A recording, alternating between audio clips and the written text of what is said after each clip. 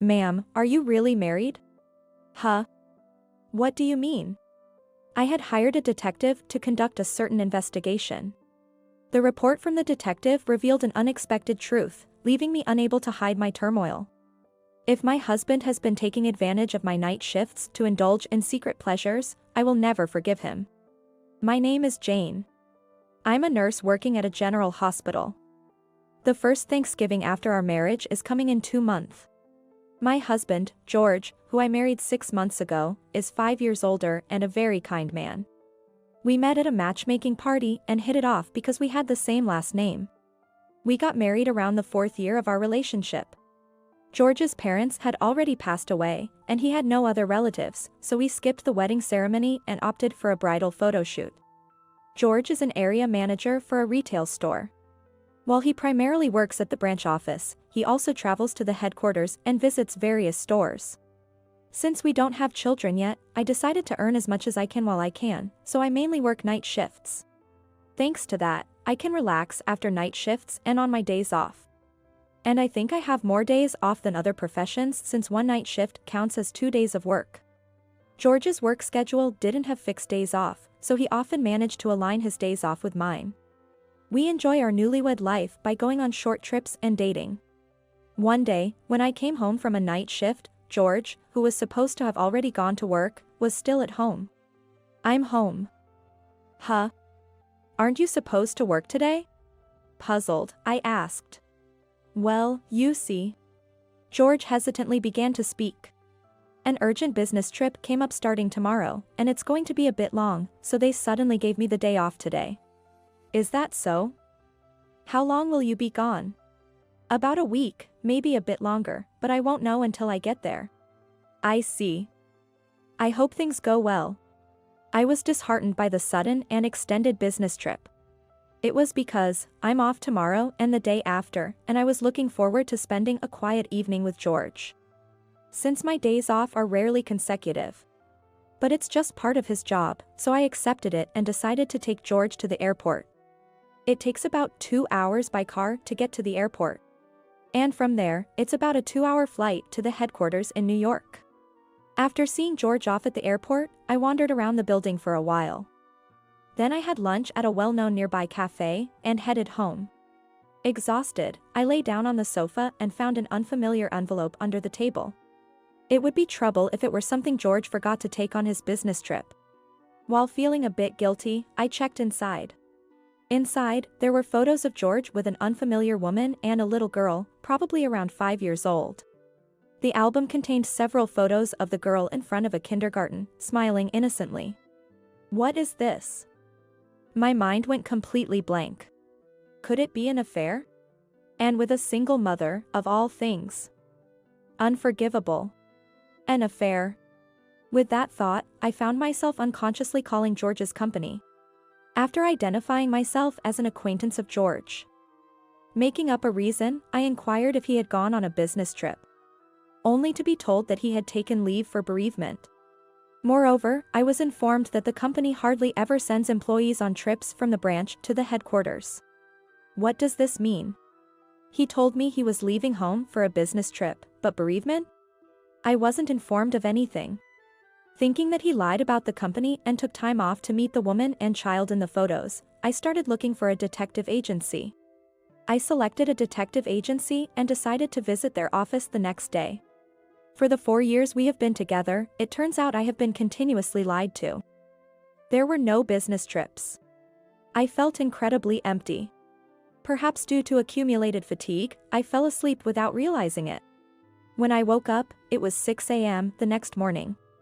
Since my appointment at the detective agency was at 10 a.m. I prepared everything and carefully placed the envelope I found the day before into a large bag so it wouldn't get creased.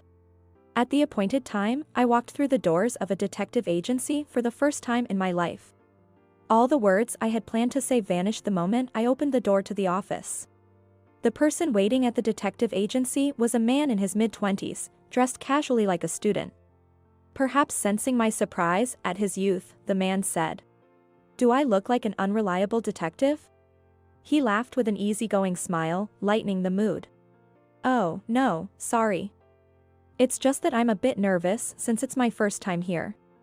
I replied reflexively, but he gestured for me to take a seat on the sofa. After some small talk with the detective, I took out the album that had sparked my suspicions of an affair. His actions were swift and professional. He efficiently began making copies of the necessary evidence. Then, holding a copy of the photo with 3 people in front of the kindergarten, he said, "I think this will be a significant clue." The name of the kindergarten was clearly visible in the photo. The detective immediately searched for the kindergarten online and made a phone call. Since he made the call in another room, I couldn't hear how he obtained the information. But the little girl in the photo was a student at that kindergarten. Apparently, she was also currently absent from the kindergarten. The detective decided to start a preliminary investigation. Since the kindergarten was in New York, I was told the fee for the investigation would be quite high, but I agreed. Actually, I have been interested in stocks and FX trading for a while and have been studying about it. When I started working, I began investing part of my monthly salary and had made some earnings, so I decided to use that for the investigation. The detective will have to fly into New York and it's uncertain how many days it will take to gather evidence. But being lied to by George is the greatest humiliation for me. I am determined to obtain evidence at all costs. That determination is what's driving me. The detective seemed to think that the girl would likely attend kindergarten again once George returned. From the next day on, I went about my work as usual. Of course, I carefully returned the envelope to its original place. Then, I received a call from George, who had initially said he would be gone for a week. "Sorry, my business trip got extended by 3 days. I'll be back on Sunday." As planned, I contacted the detective on the day George returned home. The detective was eager and ready to go. The next day, he flew to New York and conducted the preliminary investigation. That evening, I received a call from the detective, who confronted me with an incredible fact. During the preliminary investigation, an unexpected situation came to light. "Huh? What do you mean?" I was completely confused. "First of all, I'll be returning tomorrow, so do you have time to meet?" "Yes, as soon as possible," I replied and headed straight to the office after my night shift the next day. Was it really an affair? As I asked, the detective seemed hesitant to speak. "No, it seems to be a more serious matter than that." The detective looked so serious that I was at a loss for words. "First, it's true that your husband took leave for bereavement and was absent from his company. But, are you really married to George?" "Huh? What do you mean?" "We officially got married 6 months ago. Actually, when I followed the 2 of them from the kindergarten to their home, the neighbors said that he relocated here 4 years ago alone for work, returning to New York only a few times a year. It seems he stayed in New York for about a week for the funeral of his wife's grandmother." "That can't be." I was speechless. "Since you and George originally had the same last name, I can't say anything for sure at this stage. But I recommend you check at the county clerk's office." Taking the detective's advice, I thanked him and went straight to the clerk's office. There, I asked for a copy of our marriage license. They told me there was no record of my marriage. No way. This must be a mistake. I got married 6 months ago. Confused, I raised my voice to the female staff at the counter. She also seemed troubled and said, "Even if you say so, we still can't find any record of marriage." Yet, I insisted and pleaded. "Please check again. My husband's name is George. Please." The clerk, looking truly sorry, kept apologizing to me. I was nearly in tears. Confused, I remembered about the day we submitted our marriage registration. I was supposed to work that day, but George insisted on submitting the marriage registration alone on a lucky day, and went on his own to the clerk's office. I never imagined that the marriage registration had not been submitted. After shedding tears, my emotions gradually settled. I apologized and left the office. As I headed home exhausted from my night shift, I thought about the many things that had happened. As I sat on the sofa contemplating what to do next, I must have fallen asleep. When I woke up, George was there, preparing dinner. Seeing him like that, I was reminded of the woman and the girl in the photos. I was furious at being deceived, but realizing that losing my composure would solve nothing, I managed to control my emotions. From that day on, I kept a smile on my face in front of George. About a week had passed since my visit to the clerk's office. I wondered if there was any way to find out about George's legal wife from his phone or surroundings. George was prone to forgetting things, and it seemed that he had accidentally left his phone at home that day. I had the day off, so I thought about returning it to him, but decided to check it out first. Normally, it's not right to look through someone else's phone without permission, but I couldn't afford such considerations under the circumstances. Believing that my mental state couldn't withstand this situation much longer, I felt I had no choice. Since George occasionally said his PIN code aloud while unlocking his phone, getting past the code was easy. From there, I found the contact details for the woman whose icon photo was of the girl from the photos. I immediately called this woman. On the third ring, "Hello? Who is this?" I heard the calm and refined voice of a woman. I said, "Are you George's wife?" The woman's tone, previously elegant, turned perplexed. "Yes, I am. But who are you?" I met George while he was on a work assignment, and it's hard to say this, but we're currently living together. So there really is another woman over there. I understand. I was actually planning to visit George's family home for Thanksgiving. Could we talk then? This was an unexpected turn of events for me. I gladly accepted her offer. A few days later, George told me, "Sorry, but I'm going to go back to my hometown for a reunion over the Thanksgiving holiday." I had been waiting for George to say this. Of course, I immediately agreed. According to the woman, George's hometown is just nearby. I had heard that his parents were deceased and he had no other relatives, but it turns out both his parents were alive and well, still living in the neighboring town. With 1 month left until Thanksgiving, I decided to find a lawyer experienced in matrimonial issues and planned to thoroughly punish George. Until the day of the showdown, I interacted with George as usual, though it was emotionally painful for me. Finally, a month later, the day arrived. I told George the first had a night shift starting the evening before Thanksgiving Day. "Then, take care and have fun," I said with a smile as I left the house. Of course, I had already explained the situation to my workplace and taken leave for 4 days. I stayed at a business hotel that night, and the next morning, I went to the meeting place with George's wife, where I found the elegant woman I'd seen in the photos. Her name was Emily, and she had been married to George for 6 years. They had a 4-year-old daughter, the girl in the photos. After briefly sharing our backgrounds, Emily and I proceeded with the plan we had made. Emily had come all the way from New York with her daughter and her parents by plane. Since it wasn't a conversation for a young child to hear, her daughter was with Emily's mother at the hotel. Along with Emily's father, we headed to George's parents' house.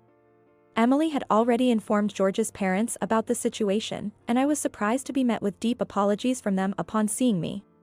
Then, the evening of Thanksgiving Day, George arrived promptly and opened the living room door of his parents' house. "I'm home. Welcome back." The one greeting George with a smile wasn't his parents or Emily, but me. Seeing me, the color drained from George's face. "Why are you here?" Shocked, George faced me as I said, "What's all this? Weren't you married to me?" I replied with a calm smile. "No, this is..." George stood there, pale and unable to move. Then Emily, her father, and George's parents all appeared, completing the group. Everyone glared at George. Emily quietly began to speak. "What is this, George? You were assigned to work here, but we had just had a child and needed my parents' support, so I asked you to come alone. But then to have an affair and now bigamy." Emily was so calm, her words sent a chill down my spine. I was truly grateful to have her as an ally in this situation. I too piled on, unleashing a torrent of words. "George, so every time you said you were on a business trip, you've been meeting your family. Why did you even approach me if you were married? Thought you could deceive me? This is marriage fraud. You're such a scum. And when I inquired about your business trips at your company, they said you hardly ever have any. You have such a beautiful wife and adorable daughter, what were you thinking? I was such a fool to believe you. Faced with accusations from both of us, George let out a sigh and then, unexpectedly, started to laugh. I wonder how you found out. I enjoyed my double life, especially since you were the perfect match. It was easy to deceive you since we shared the same surname, and with you mostly working night shifts, I had plenty of freedom. George's mother said she couldn't believe it and landed a punch on his face. I looked up at George and said, "That's right. You had 3 other women besides me, didn't you?" I confronted him with the evidence photos. Panicked, George retorted, "What's this? Are you a stalker? I'll sue you." His response was incoherent. "This is the evidence gathered by a detective because I suspected you of having affairs. Emily and I will sue you for this." As I spoke firmly, George suddenly began to prostrate himself and profusely apologized to us. "Sorry, please, anything but that. I'll continue the relationship with both of you, just spare me the lawsuit." He cried out in desperation. It was appalling to hear, and upon inquiry, it turned out he had no money due to overspending on his other affairs. "That's none of my concern. I say. I don't even want to speak to you anymore. We'll discuss this through lawyers from now on." Leaving those words behind, I left George's family home. Subsequently, through legal proceedings, we sought compensation for the quasi-bigamous situation.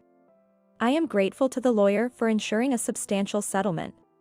Feeling sorry for Emily, I offered her some compensation, which she declined.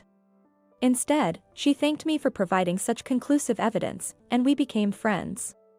According to Emily, she received settlements from George's other girlfriends and separated from him. She ensured she had received proper assets and child support. Furthermore, one of George's affairs was with a coworker, leading to his demotion and reassignment to a subsidiary company.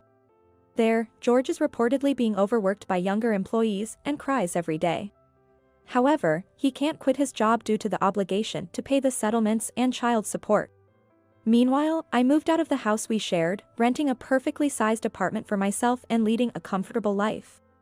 I visit New York a few times a year, maintaining my friendship with Emily and her daughter.